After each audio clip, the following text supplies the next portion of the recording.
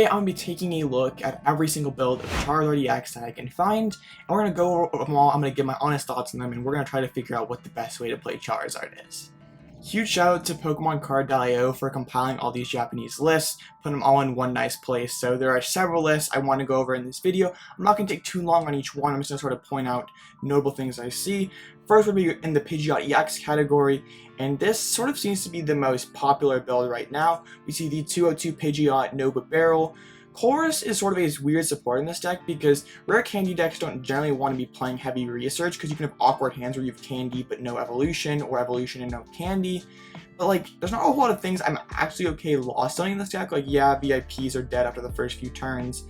Excess of the Pidgeot package, maybe Manaphy in some certain situations. You're probably okay with ditching some energies, so maybe it's not as bad as I think, but generally I'm not a huge fan of Chorus in a deck like this. Here's another Pidgeot build. This time is playing 2-2 lineup of Barrel, which I do like because one sort of weakness I can see with this build up here is you're very reliant on, like, as soon as you get your Pidgeot set up, you're chilling. You can find your pieces every single turn, but I feel like you'd be really susceptible to like an early Judge or an early Iono path. So at least the Barrel gives you that sort of backbone to get going in the early game. I know Charizard doesn't necessarily need to be super fast because your main attack is gets stronger as you start losing, but I think you at least want to at least be setting up in the early game. So I do like having at least some Barrel or some Arceus to set up. Only a 1/1 Pidgeot is a bit interesting. I saw the Grush over here, like, oh wait, they're playing Grushev? I think that's just the gym promo that they get. I like Arvin if you're playing for a Sealstone too. I think that card makes a lot of sense, but only if you're playing for a Sealstone. Here's a Pidgeot build with a 2-1 Barrel and 2-2 Pidgeot, and there's an Arvin. So this is very similar to this build up here. Except maybe a bit of a different stadium split, playing a Bravery Charm. Here's one playing Mew, which we won't have yet. That's in Pokemon 151. I think it's the same ability as the old Instruct or in Guru, which would be very good to have instead of a Barrel because it'll help you refill your hand as a basic, but we don't have it yet. So it's sort of hard to, you can't really gauge how good this card is because we won't have it yet, but Arvin, I guess, I mean, the glare is pretty annoying here. I don't really like Arvin if you're not playing for a Seal. It just seems like a pretty weak card, especially, I guess you do have Mew to refill your hand, but nah. We see Judges in this build, which I really do not like. If I don't like Chorus, I really do not like Judge, because in the early turns, Judge has to be horrible. Like, you remember how back in the day Lugia played Judge because it pretty much just needed hand disruption, but when it judged, it always bricked itself up at Judge. I feel like this is gonna be the same way. Like, I'd rather this just be 4 Ionos. I feel like Judges is super greedy. Playing a Radiant Heatran. Whoa.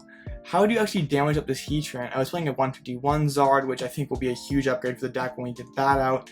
We won't have that yet, but wow, Radiant Heatran, it's going to take a few turns to build up that damage with the Magma Basin, but that's a huge like one-shot option once it gets going. That's pretty spicy.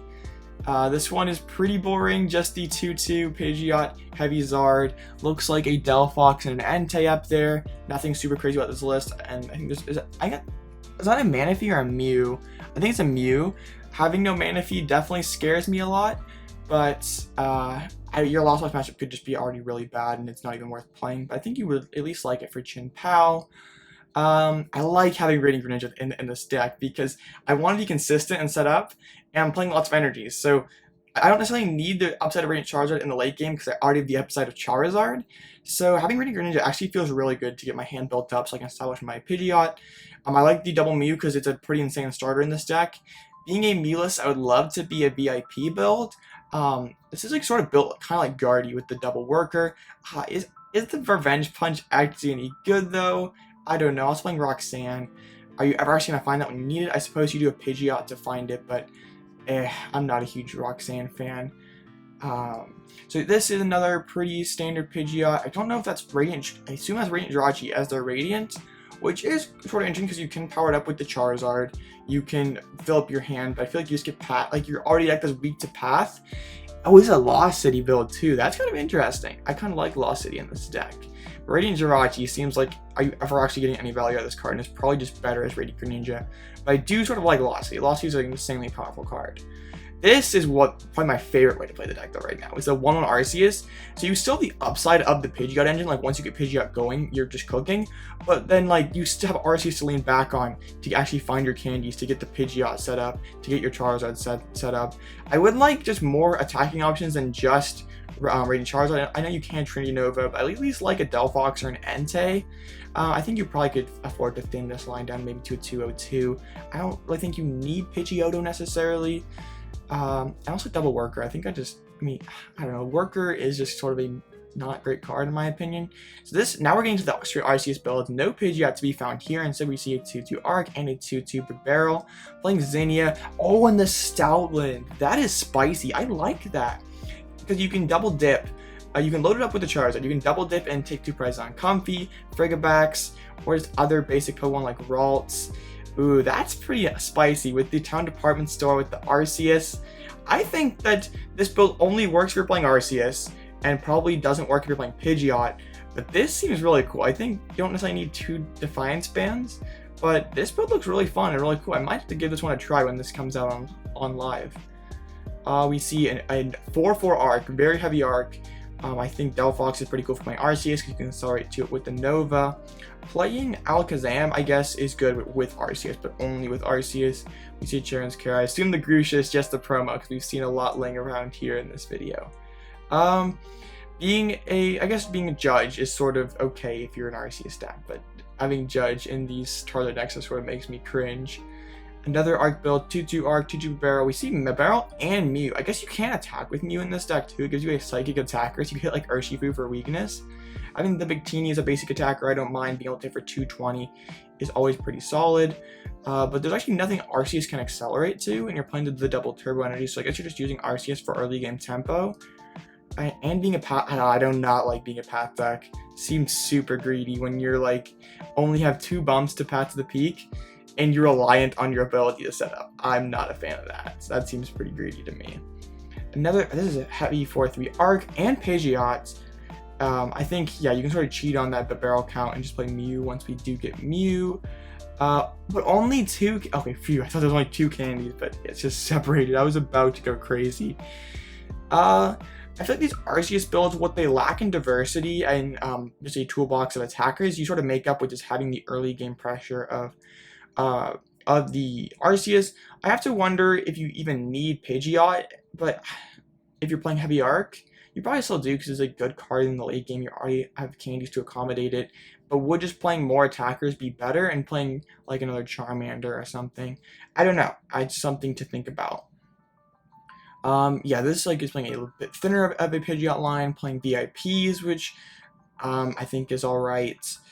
Not really too much. This is just, Revenge Punch. I don't really know how good that card is. It seems pretty situational to me, but I think it could be okay. There's like 2-2 Arc with the 2-1 Pidgeot, with just the only bonus attacker being Radiant Charizard.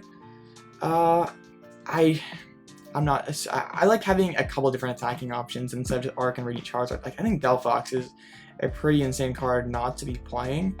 So heavy Arc, 2-2 Pidgeot still, playing Choruses, playing Judges and Paths. Ugh, these builds really suss me out because the ability is like it's one of the biggest parts of the card, and if you want to be loading up your Charizards in the late game, you have to have the ability, but you only have 2 actual stadium bumps for Path to the Peak, so when I go Iono Path against you, are you ever actually going to hit these? I don't know. I know Arc Path is very strong, and no one will deny that, but when you, like, all the Arc Path decks don't mind losing their abilities, and this is an Arc Path build that has an ability it really wants to use, 2 abilities it really wants to use, so I don't know about that. Arc, but Barrel. Like this, I feel a little bit better at being a Path deck. I still don't feel great, but at least I have the Barrel to refill my hand. Like where Pidgeot, I literally am just stuck if I get Iono Path too late in the game. 3-3 Charizard, 3 Radzard. This one's actually playing Manaphy, which I think probably you should be doing here because otherwise you can't ever bench Manaphy against, or you can't ever bench Charmanders against LZB or Chin-Pao if you go second. A lot of Revenge Punch popping up, so maybe it's better than I think it is, but I do like Lost City in these Arc builds. I think Lost City might become the way to go in these heavy Arc builds. This is just a, okay, I thought it was only 2 Charizards for a second. That one was hiding from me. Judge once again instead of an Iono, Path to the Peak, oh man, and a League HQ. So not actually playing, so you're trying to be pretty disruptive into Lost Box, but is Lost City just a better stadium? I do like Radiant Greninja, I think it gives you a nice consistency boost, but Path to the Peak, ugh, these path builds. And only 6 draw supporters, you're very reliant on that arc, and if you get Path yourself in the early turns, you're going to be struggling. This very similar to the build that we saw above, only 1/1 arc, and Judge still though, ugh. Yeah, pass. So then 2/2 arc, 2/2, oh Cleffa, I don't mind Cleffa in this deck. Zinnia I think is actually not a bad card in a 1-up, especially when you have things like this to cherry pick it out.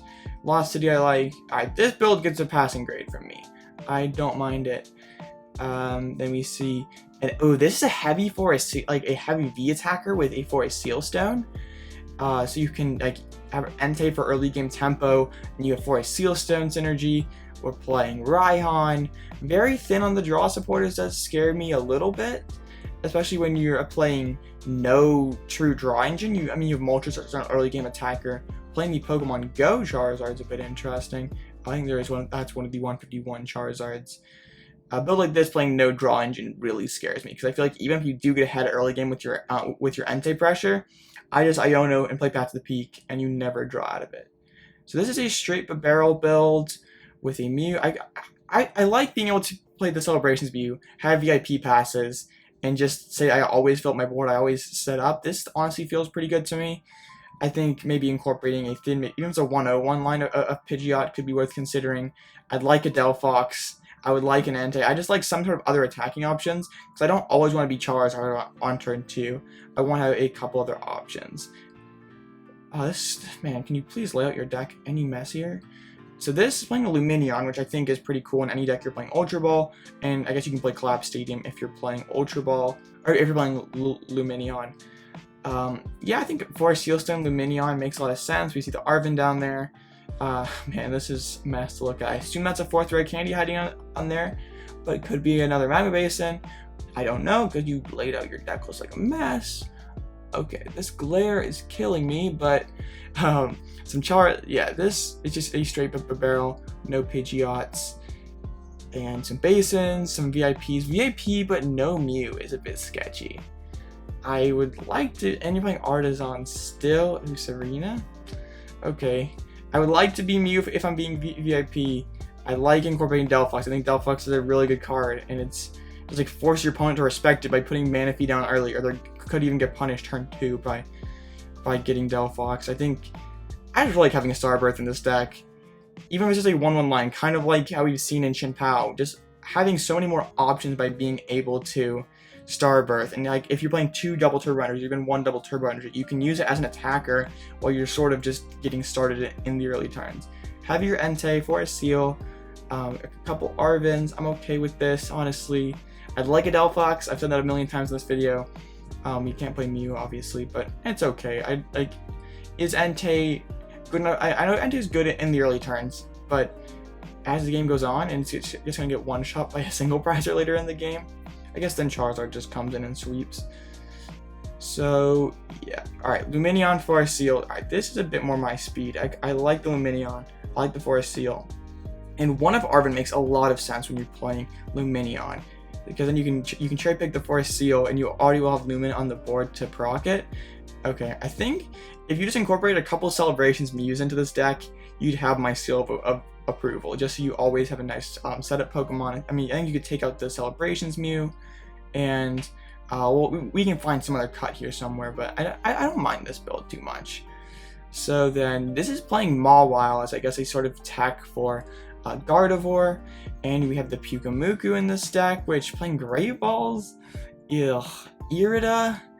I guess Irida is good if you're playing Pyukumuku, and okay, Irida's maybe not as bad as I think. I still don't really like it too much. I think you can just be playing better cards and like actually like play an Iono and actually draw good cards, play Starbird and actually get the cards you exactly want. Yeah, I'm not a super big fan of Irida. Like, is Arven sometimes better? I guess. And Path to the Peak, I guess you have Vacuum, but yeah, pass. So this pretty standard barrel. The attackers for a Seal Stone, which I do like. 1 Arvin. Is that no 3 Arvin? Wow, that's a lot. I think that's a bit excessive. I know you can find your candies. I guess you do a barrel to refill your hands. Judge though, I really don't want to be playing Judge in this deck. I just would like to be Iono because I want to make sure I set up myself. Alright, Mew, that's a good start. We see double Entei, we see double barrel, 1 Arvin for a Seal Stone. Alright, this list is okay. You're playing the Collapse Stadium, but you're not playing Lumineon? I think Lumineon's pretty good in this deck when you're already playing double for a Seal and 1 Arvin. I think I'd like to be playing a Lumineon if I'm doing all this stuff already. Squawkabilly, okay, that seems pretty interesting. But no, like, VIP. Oh yeah, there are VIPs. Okay. Arvin, but okay, Arvin with 1. You only have 1 thing to actually use for a Seal Stone now. That's kind of interesting. Like, Arvin is a 2 of supporter, and you have 1 of for a Seal Stone, which I mean, I know you have other tools you can search out, but only 1 thing to activate it. That's okay. Wow, a Gardevoir build with the Shining Arcana Gardevoir. That's actually pretty cool. Okay, sitting behind Cleffa seems pretty good in a build like this.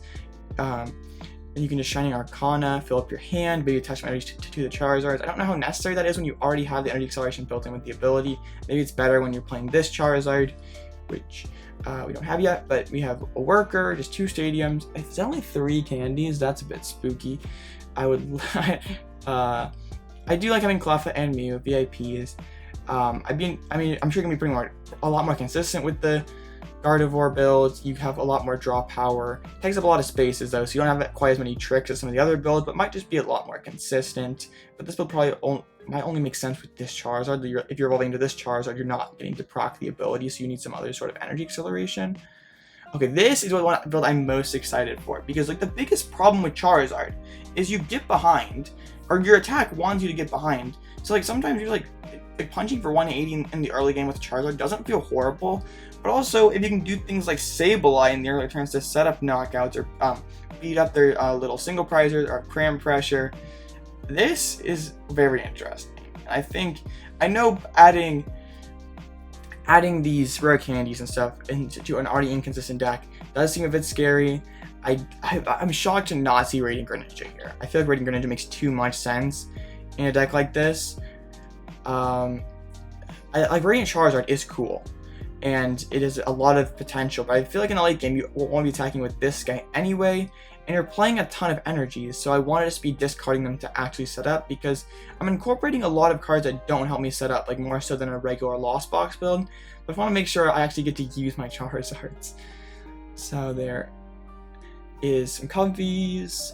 This one, wait, is there no Sableye here? Oh dear. We have Radiant Charizard.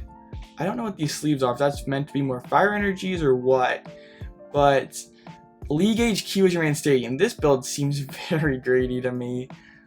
You're playing just so many cards that don't actually do anything, and relying on capturing Aroma as your secondary, pretty much as your primary ball search option, because after you proc after your battle VIPs are done after the first turn, you're relying on Aroma to just basically cooperate, which is sort of scary. League HQ seems sort of greedy. I'd just rather actually be playing Artisan so I can set up, but it's still early yet. These lists, we'll give them a free pass because the set's not out yet, or out in English yet, but ugh. So we see, actually, I think Pokestop is pretty nice in a deck like this. If you're playing Pokestop, I would maybe like to see Clara, so we can immediately grab these dudes out of the discard pile. Ultra Balls makes a ton of sense. Vacuums. So we're just like sort of trying to race up to that 10 in the Lost Zone. And Pokestop can help us also get our red candies. Oh, but there are red candies. Okay, I was about to say what? I'd really like to see Delphox in a deck like this, because you have Sableye to constantly pressure their mana fee. So if there's ever a turn where you knock out that mana fee and they can't recover it, you just go boom in with Delphox. You can take 2 prizes. So I think that card just seems pretty good. So this is a bit different of a build where playing Squawk ability for a much more powerful first turn, and playing an Entei for a V Pokemon attacker. Maybe you can play this deck sort of like a Forest Sealstone build, where you put the Forest Sealstone on the Entei, and then you can vacuum it away and just be like Turbo. Collapse makes sense if you're playing Squawk. Aroma susses me out, and just like Ultra Ball is not that bad in a Lost Box deck. I feel like there's like this stigma that like you can't play Ultra Ball in LZB because you never have discardable cards, but you always have discardable cards. Energies are usually discardable when you're only playing one Rod, but you have Raihan, so you can discard excess Comfies, you can discard excess Charmanders, and Charizard is pretty greedy, but especially when you're playing like a dozen energies, just plays Fading Greninja, so you actually set up. But that's just me. Yeah, pretty similar. Double Manaphy, I'm okay with that. No Radiant. I mean, it's alright. I don't think like this is just like sort of like reskinning Sablezard, but you're putting in Radzard, or you're putting in Charizard EX instead of Radzard. And the biggest issue with Sablezard, it was never as consistent as like Greninja Gate LZB. And then you're adding a lot more bad cards than what Sablezard has to play. I guess sort of the concept on paper is similar, where you can go early game with these two, and you close with your big guy here. I'm sort of, I feel like I much prefer builds like this and this than I like this, because you just have a lot of cards I feel like don't do a whole lot. So this one is playing Mew, which I guess you can attack with Mew, but if your hand's big, you also having a pretty big hand, so you get to activate Mew very much. And once again, we see Ultra Ball being disrespected. I feel like Ultra Ball is such a good card.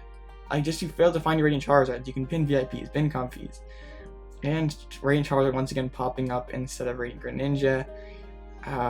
Okay, I mean, I could say that about pretty much all these lists at this point, but I really want, if I'm playing this many energies, like Radiant Charizard, like Sablezard usually plays like 7. This is playing like 10.